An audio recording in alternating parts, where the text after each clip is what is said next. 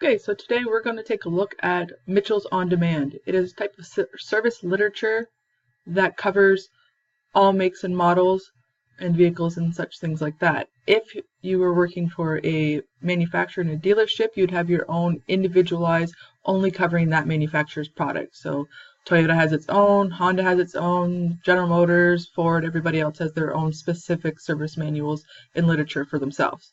So this one is going to be used often in franchises, independent shops, things like that, where you're going to have lots of different makes and models. So when you first log into the program, you're going to have a select vehicle, and this is where, of course, you're going to choose the vehicle that you're working on. Down the side here is individual things that you can start to look up. We're going to take a look at those after we select a vehicle. So we're going to pick a vehicle. We can choose one that we've already worked on. We can use the VIN number itself, or we can just make a vehicle selection. So for example, we're going to do a vehicle selection. So today we're going to talk about a 2014 Acura TL. We can choose different engine sizes as you go through. It's bringing you back through all the models. We're going to go with a 3.5. There's even more options that we can go through. And if I've decided this is all the options that I want, I can now click the button, say, use this vehicle. So now that I've used this vehicle, you've noticed it brought me into another window here. So there's a bunch of different boxes that I can actually click on, some common things that you'd be looking for rather than going into in-depth information. Now there's a button up in the top right corner here. It's grayed out. It says recalls and campaigns. So if this vehicle had a recall or campaign, this would have a button. I can click it and it would tell me if there's any recalls and campaigns. So a recall is something based on safety wise. A manufacturer has deemed that there's a safety problem or fault with a vehicle. They have to release a recall.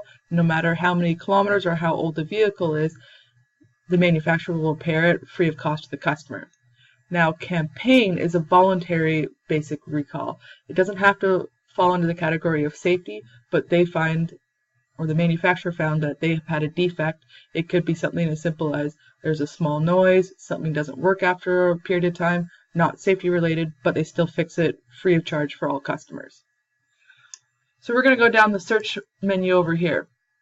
If we work ourselves down over to a service manual, as a technician, this is something that you are going to use on a very regular basis. Here's our table of contents as we go through. We can do a keyword search and type in whatever we're looking for. However, it will also give you everything under the sun when it comes down to that. So if you're looking for the information on how to replace an axle seal, for example, if you write seal, it will give you every seal on the entire vehicle. So knowing what subsections you need to go through to find certain things will make your life a lot easier. So it breaks it down in some quick lookup. So something common that you're going to be working on, common specifications. So if you have to do torque specs on brakes, you know, what your battery is supposed to be, what your axle nuts are supposed to be, things like that, common information that you'd be looking for. We can go back to this little arrow here, click it open, and the menu bar opens back up. So we can go all the way through. So something that technicians often confuse is technical service bulletins with recalls. These are not recalls, these are just common problems that technicians have found while working on vehicles over the years and over the time. So on this vehicle specifically, if I click on the AC compressor, there's 3 technical service bulletins. So these are things that they've come in often for problems. I can close those up, I can pick another one. So the automatic transmission, we've been noticing that there is a judder from the torque converter lockup clutch.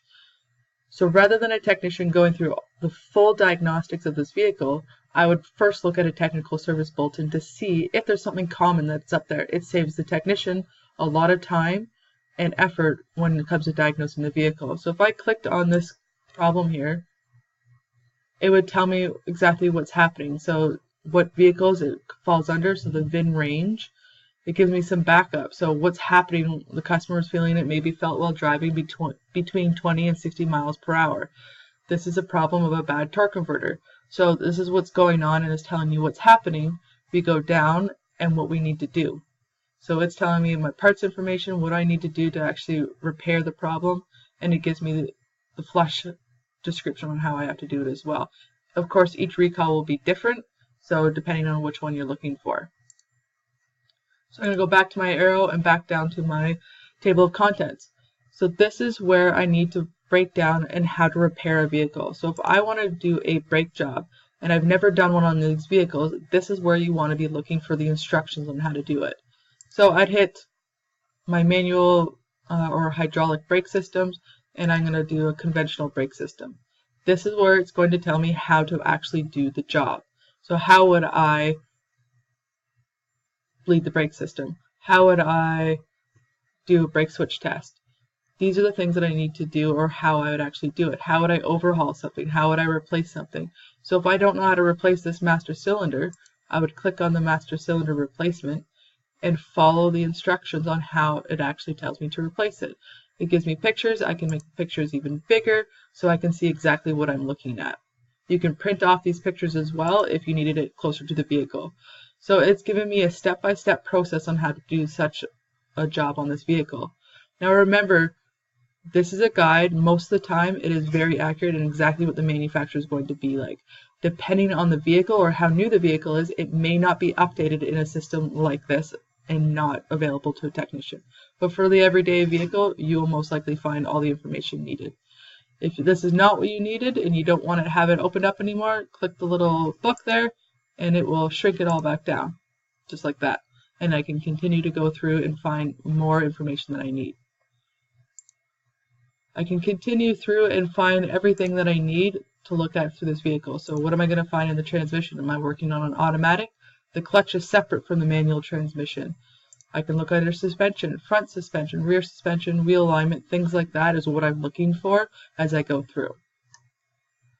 So another part of Mitchell's On Demand, I can go back up to this main menu here and give me some other options here. So I can go through an estimate guide, and so if a customer came in and needed a job quoted, so it came in and we need to quote them on a brake job, I can click on brakes, go back to my mechanical brakes, and I can actually quote a job for a customer. So I'm going to say they need brake pads removed and replaced. Which ones am I doing? Am I doing the front both sides? Am I doing just the rear? Or am I doing all of them? If this is what I need to do, I would hit add. And now if you go in this top bar up here, you can see that I've actually added a labor up here. For an example, this is automatically set up as $100 an hour for the labor rate. These are the things that you'd be looking for if you had to actually have to quote a customer's job.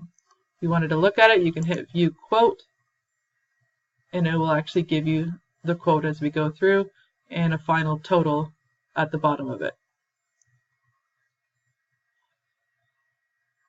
We can go back up to our main menu now. More things that I can actually go through and look through. So something that might be common for a technician to look at is maintenance. What is supposed to be happening, or what is exactly related under each maintenance schedule. So every 12 months it's saying engine oil, every 36 replace brake fluid.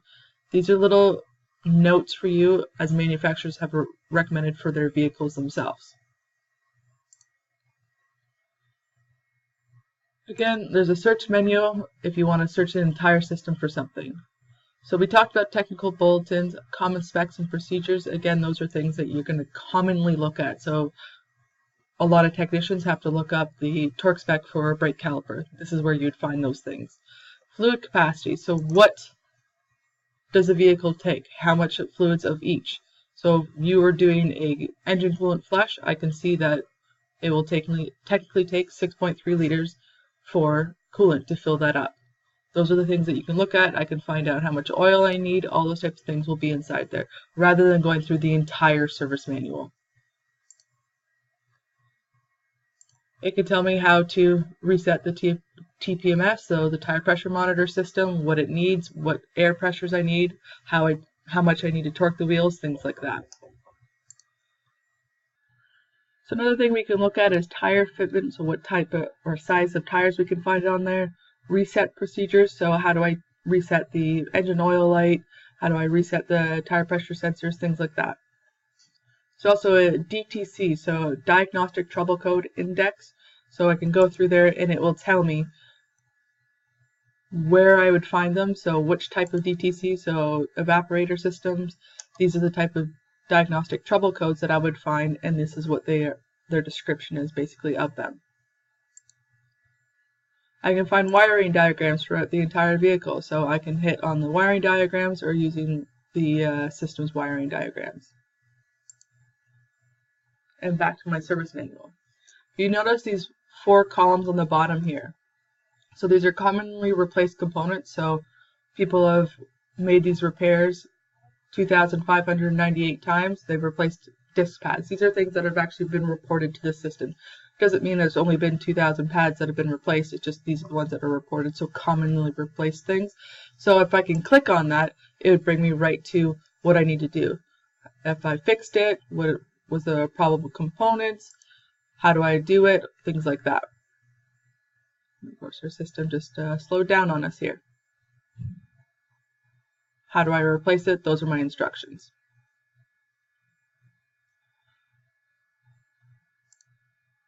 So I can go back to the home page, and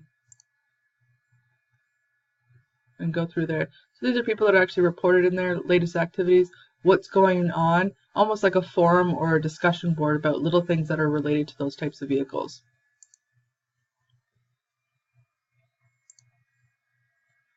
Again, I can look at individual components, things like that as I go through. Just common things that we're looking for, common systems, categories, things like that.